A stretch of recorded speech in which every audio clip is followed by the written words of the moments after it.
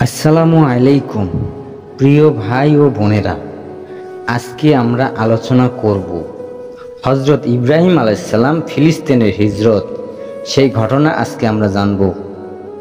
ইব্রাহিম আলাইহিসসালাম আল্লাহর নবী এবং তার অত্যন্ত নেক ও প্রিয় একজন বান্দা। তার ঈমানের দৃঢ়তা, আল্লাহমুখিতা, একনিষ্ঠতা ছিল অতুলনীয়। তাকে আবুল আম্বিয়া ও নবীদের পিতা বলা হয়। আল্লাহ তাআলা তার বংশের বহু সংখ্যক ব্যক্তিকে নবুয়ত দিয়ে সম্মানিত করেছেন। আল্লাহর শেষ নবী হযরত মুহাম্মদ সাল্লাল্লাহু আলাইহি সাল্লাম তার বংশধর। কুরআনে আল্লাহ তাআলা নবী ইব্রাহিম আলাইহিস সালামের আনুগত্য ও একনিষ্ঠতা প্রশংসা করেছেন এবং নবীজিকে নির্দেশ দিয়েছেন তার মিল্লাত বা মতাদর্শ অনুসরণ করতে। আল্লাহ বলেন, নিশ্চয়ই ইব্রাহিম ছিলেন এক উম্মত, আল্লাহর একাত্ম আনুগত্য ও একনিষ্ঠতা। তিনি মুশরিকদের অন্তর্ভুক্ত ছিলেন না, তিনি ছিলেন আল্লাহর অনুগ্রহের জন্য কৃতজ্ঞ। আল্লাহ তাকে মনোনীত করেছিলেন এবং তাকে পরিচালিত করেছিলেন সঠিক পথে।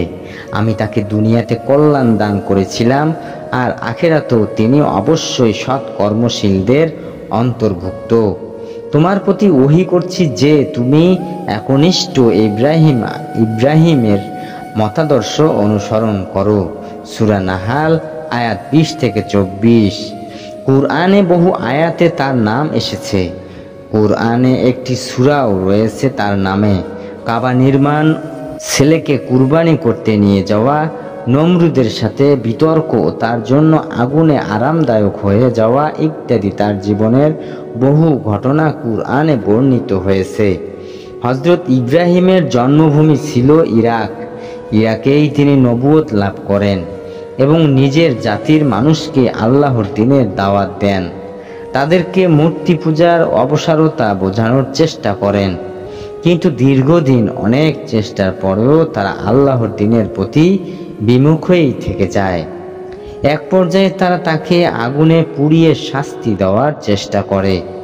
শেষ পর্যন্ত তিনি সিদ্ধান্ত নেন নিজের শহর ত্যাগ করে অন্য কোনো জায়গায় হিজরত করবেন, যেন সেখানে আল্লাহর দ্বীন প্রচার করতে পারেন এবং অন্য কোনো জাতিকে আল্লাহর ইবাদতের দিকে ডাকতে পারেন।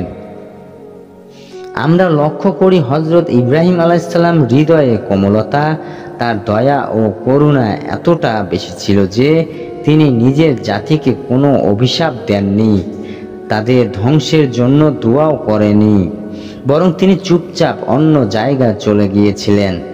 যদিও ইসরায়েলি কিছু বর্ণনায় এসেছে যে আল্লাহ তাআলা তাদের মশা পাঠিয়ে শাস্তি দিয়েছিলেন বা অন্য কোনোভাবে ধ্বংস করেছিলেন, তবে এই বিষয়ে কুরআন বা সহিহ হাদিসের কোনো স্পষ্ট প্রমাণ নেই।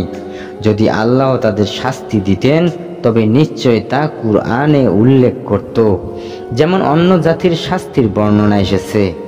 প্রখ্যাত মুফাসসির আব্দুর রহমান ইবনে নাসের আস-সাদি রাহমাহুল্লাহ বলেন, কুরআনে ইব্রাহিম আলাইহিস সালামের জাতির শাস্তির বর্ণনা না থাকার কারণ সম্ভবত এই যে ইব্রাহিম আলাইহিস সালাম অত্যন্ত দয়ালু ও মহৎ এবং ধৈর্যশীল ব্যক্তি। তিনি অন্য অনেক নবীর মতো নিজের জাতির উপর অভিশাপ দেননি। আল্লাহ তাআলা তার কারণে তাদের উপর কোনো ব্যাপক শাস্তি নাজিল করেনি। এর প্রমাণ হলো তিনি এমনকি নবী লূত আলাইহিস সালামের জাতিকে ধ্বংসের ব্যাপারে ফেরেশতাদের সঙ্গে বিতর্ক করেছিলেন, তাদের পক্ষে কথা বলেছিলেন, যদিও তারা তার নিজের জাতীয় ছিল না।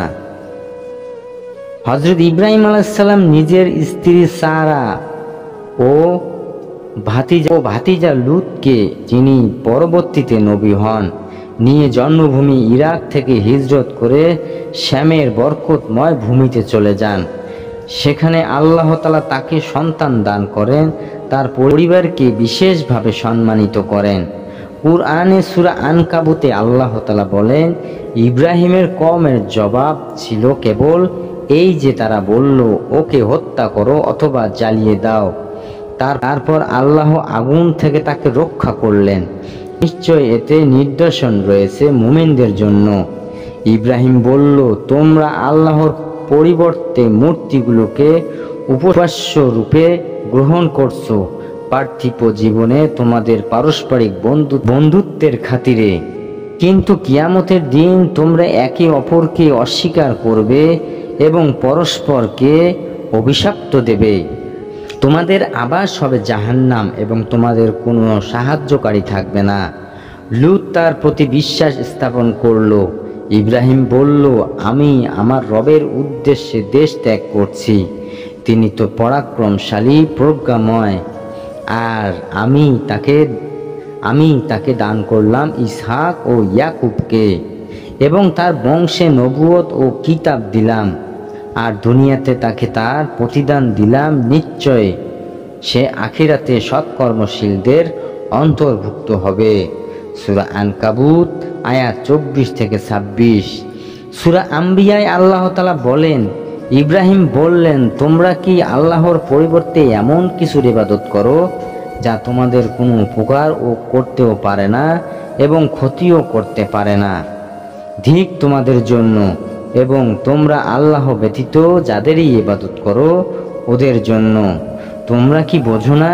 তারা বলল, একে পুড়িয়ে দাও এবং তোমাদের উপস্যদের সাহায্য করো যদি তোমরা কিছু করতে চাও। আমি বললাম, হে অগ্নি, তুমি ইব্রাহিমের ওপর শীতল ও নিরাপদ হয়ে যাও। তারা ইব্রাহিমের বিরুদ্ধে ফন্দি আটকে চাইল। আমি তাদেরকে সর্বাধিক ক্ষতিগ্রস্ত করে দিলাম। আমি তাকেও লূতকে উদ্ধার করে সেই দেশে পৌঁছে দিলাম যেখানে আমি বিশ্বের জন্য বরকত রেখেছি। আমি তাকে দান করলাম ইসহাক ও পুরস্কার স্বরূপ দিলাম ইয়াকুব, এবং প্রত্যেককে সৎ কর্মপরায়ণ করলাম। আমি তাদেরকে নেতা করলাম, তারা আমার নির্দেশ অনুসারে পথ প্রদর্শন করতেন। আমি তাদের প্রতি ওহী নাজিল করলাম সৎকর্ম করার, নামাজ কায়েম করার এবং যাকাত দান করার। তারা আমার ইবাদতে ব্যাপৃত ছিল। সূরা আম্বিয়া 66-73। এই আয়াতগুলো থেকে বোঝা যায় হযরত ইব্রাহিম আলাইহিস সালাম ইরাক থেকে শামের বর্তমান সিরিয়া ফিলিস্তিন অঞ্চল বরকতময় ভূমি অর্থাৎ মসজিদুল আকসা সংলগ্ন অঞ্চল হিজরত করেছিলেন। কুরআনের অন্যান্য আয়াতে এই অঞ্চলটিকে পবিত্র বা বরকতময় ভূমি বলা হয়েছে। যেমন নবীজিকে সাল্লাল্লাহু আলাইহি সাল্লাম এক রাতের ভ্রমণে আল আকসায় নিয়ে যাওয়া প্রসঙ্গে আল্লাহ তাআলা বলেন, পবিত্র মহা সেই সত্তা যিনি তার বান্দাকে রাতে নিয়ে গিয়েছেন মসজিদুল হারাম থেকে মসজিদুল আকসা পর্যন্ত, যার আশেপাশে আমি বরকত দিয়েছি যেন আমি তাকে আমার কিছু নিদর্শন দেখাতে পারি। নিশ্চয় তিনি সর্বস্রষ্টা সর্বদ্রষ্টা। সূরা ইসরা আয়াত 1। ফিলিস্তিনে মসজিদুল আকসা সংলগ্ন অঞ্চলে ইব্রাহিম আলাইহিস সালাম 10 বছর অবস্থান করেন।